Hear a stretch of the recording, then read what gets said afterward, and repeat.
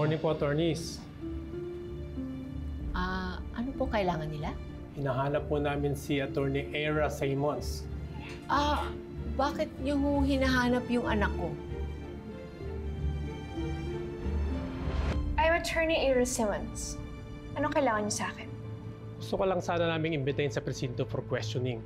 Tungkol ito sa statement ni Attorney Lilet Matias na pagkatapos na may mambato sa kanyang bahay, nakatanggap ka ng death threat. Ayon sa kanya at sa kanyang mga witness, bago mangyari ito, nakapagbitaw ka raw ng grave threat laban sa mga nagrereklamo. What? Don't worry, Matty. I'll fix this. Sasama ako sa inyo. No. Sasamahan kita. And you tell me everything on the way. Nandun po ba sa presinto si Attorney Lilet Matias? Para nang sa ganun, magkatapatan na kami. At mabilis ko nang mapadismiss ang complaint na binibintang nila sa anak ko.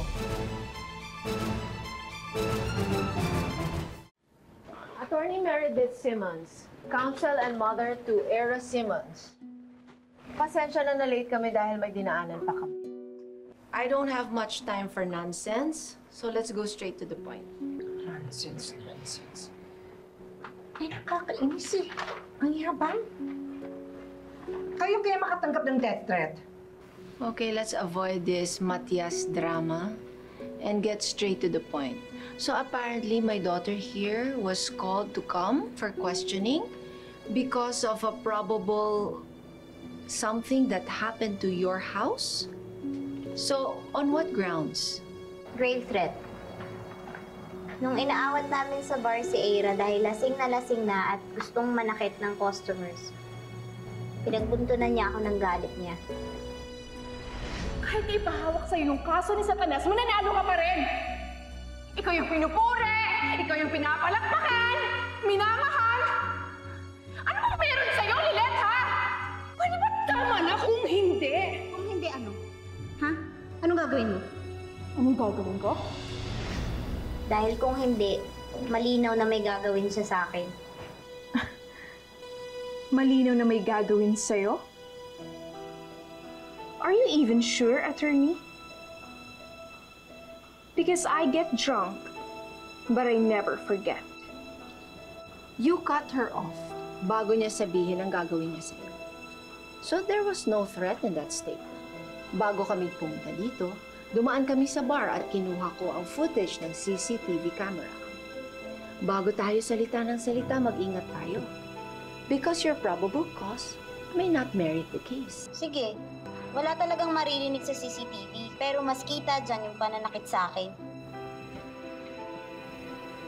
Are we done here? Sandali.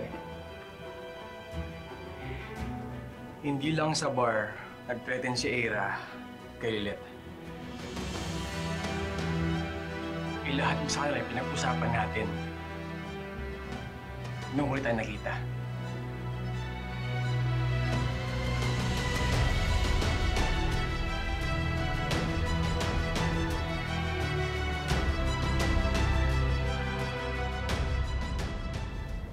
Bonnie, ano to?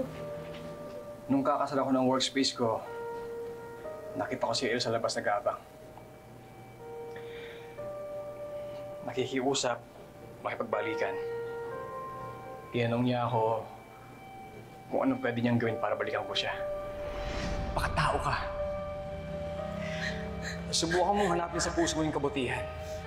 Ano pag nangyari yun, hindi mo na kailangan magmakaawa sa mga tao sa paligid mo na huwag kang layuan o iwanan. Pwede kayo na! Kayo na yung perfect, kayo na yung kamahal-mahal! Ay, magsama kayo ni Lilet. I swear to God, Bonnie. Just keep on tormenting me and I will return the favor.